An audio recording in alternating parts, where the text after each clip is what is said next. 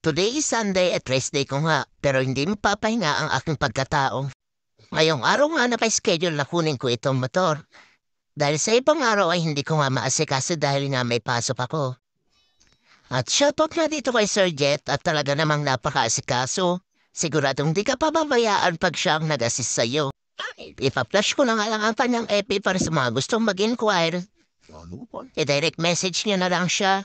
Siguradong di ako mapapahiya dahil napakamasikaso at talagang hindi ka pababayaan pag ikaw naging kliyente niya.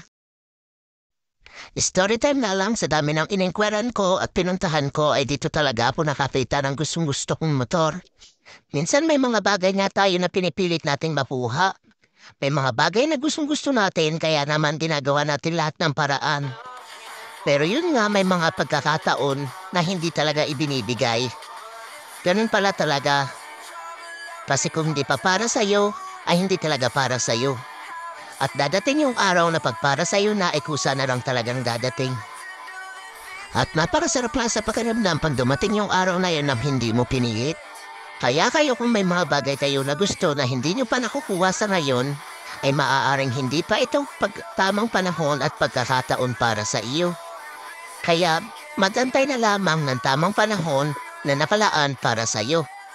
Palagi niyong alam tandaan ang kasabihan na when the time is right, the Lord will make it happen. Lahat naman ang hinihiling natin ay napapakinggan niya. Yun nga lang nakadepende kung ikakabuti natin yung mga hinihiling natin.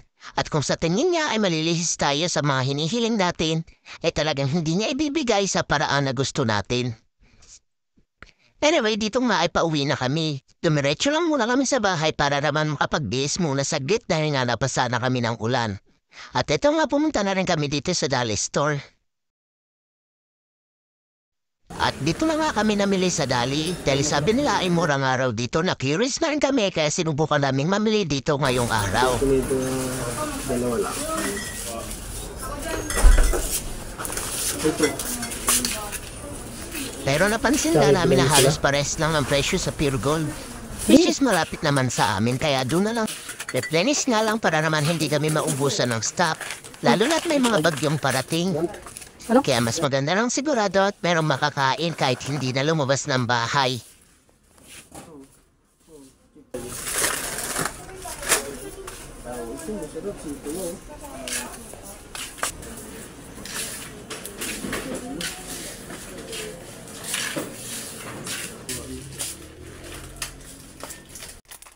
Babaw kaya sila dito? Hindi. Papapaking lang ngayon. At dito nga, iniready ko na nga ito habang wala pa yung cashier. Para pagdating niya ay punch na lang siya ng punch.